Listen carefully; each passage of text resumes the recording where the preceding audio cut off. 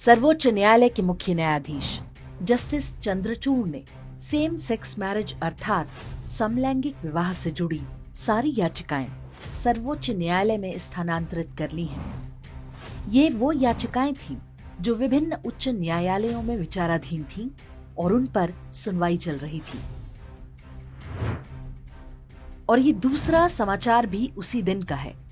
America के Harvard law school ने justice Chandrachud को ग्लोबल लीडरशिप अवार्ड से सम्मानित किया है। इससे पहले आपने सुप्रीम कोर्ट के किसी पदासीन जज को इस तरह के पुरस्कार दिए जाते नहीं सुना होगा, वो भी एक ऐसे विश्वविद्यालय द्वारा जो इन दिनों भारत और हिंदू विरोधी गतिविधियों का अड्डा बना हुआ है।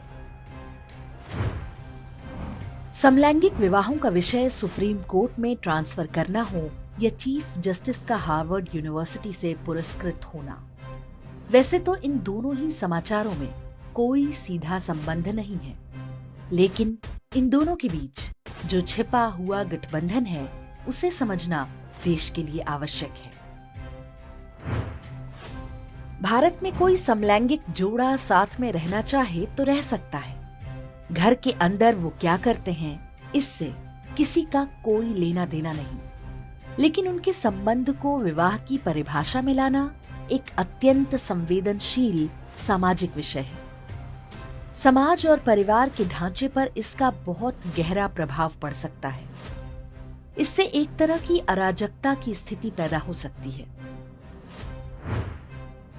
सामान्य रूप से समाजों में कोई भी बदलाव व्यापक चर्चा और समय के साथ ही होते हैं, किंतु सुप्रीम कोर्ट ने जिस तरह से इन याचिकाओं को अपने पास स्थानांतरित करके एक तरह से प्राथमिकता के आधार पर सुनवाई की पहल की है, उससे कई तरह के संदेह पैदा होते हैं। क्या वास्तव में समलैंगिक विवाह इतना जरूरी विषय है कि इस पर तत्काल सुनवाई होनी चाहिए, वो भी सीधे सुप्रीम कोर्ट में?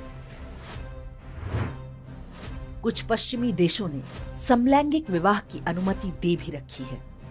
उन देशों के लिए ये सहज है क्योंकि वहां के समाजों में विवाह का आधार अलग है।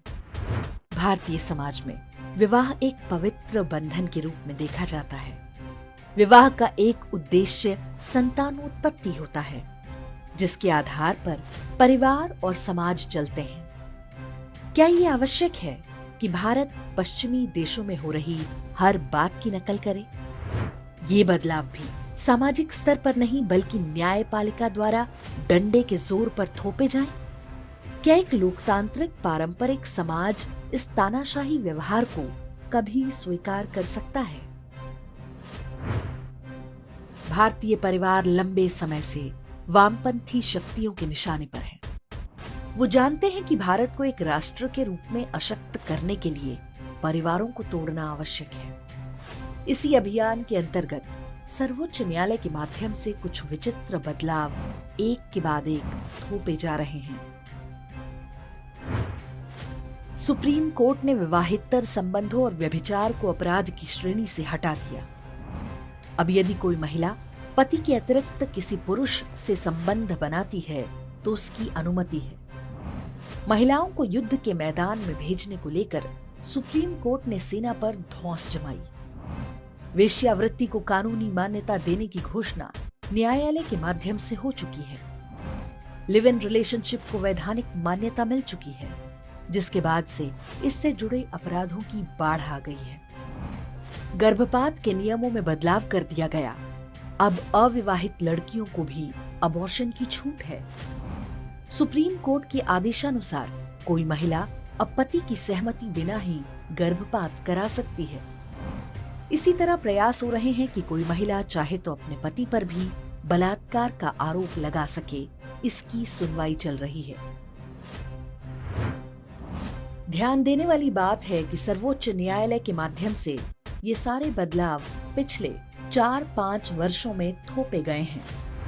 समाज पर इनके दुष्परिणाम दिखाई देने आरंभ भी हो गए हैं। ध्यान से देखें तो पता चलता है कि भारतीय न्यायपालिका यौन स्वच्छंदता को बढ़ावा दे रही है। एक ओर परिवार तोड़ने के प्रयास हैं तो दूसरी ओर खुलकर वेश्यावृत्ति को बढ़ावा दिया जा रहा है।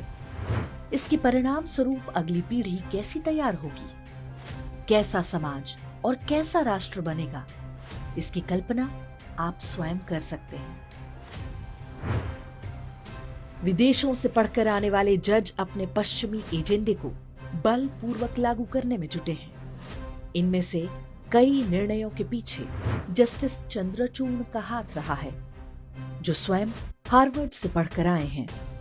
अपने निर्णयों में वो खुलेआम पश्चिमी मार्क्सवादियों का कथन कोट करते हैं। जो निर्णय भारत के पारंपरिक समाज पर लागू होने हैं, उनमें जनता द्वारा चुनी सरकार की सहमति असहमति की उन्हें रत्ती भर भी चिंता नहीं होती। ये एक तरह की तानाशाही है, जिसके आगे भारत की सरकार और समाज लाचार है। पानी अब सिर के ऊपर जा चुका है। सरकारों का काम केवल सड़क और पुल बनाना नहीं है। यदि न्यायपालिका के माध्यम से वामपंथ का वायरस समाज को संक्रमित कर रहा है, तो उसे रोकना भी सरकार का ही उत्तरदायित्व है। न्यायपालिका के सम्मान और अवमानना के भय से चुप रहने के दिन अब गए। सरकार को न्यायपालिका को उसकी लक्ष्मण रेखा याद दिलानी होगी और समाज को इसमें उसका साथ देना होगा।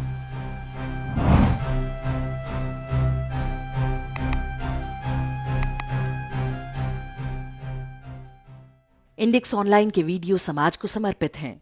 आप इनको डाउनलोड करके जैसे चाहे वैसे प्रयोग कर सकते हैं। चाहे तो आप हमारे टेलीग्राम चैनल से जुड़ सकते हैं। वहां सारे नए पुराने वीडियो आपको मिल जाएंगे। हमारे सोशल मीडिया लिंक हर वीडियो के डिस्क्रिप्शन में होते हैं। हमारा एकमात्र उद्देश्य हिंदू समाज को जागृत और एकजुट करना है। इसमें सहभागी बने। धन्यवाद।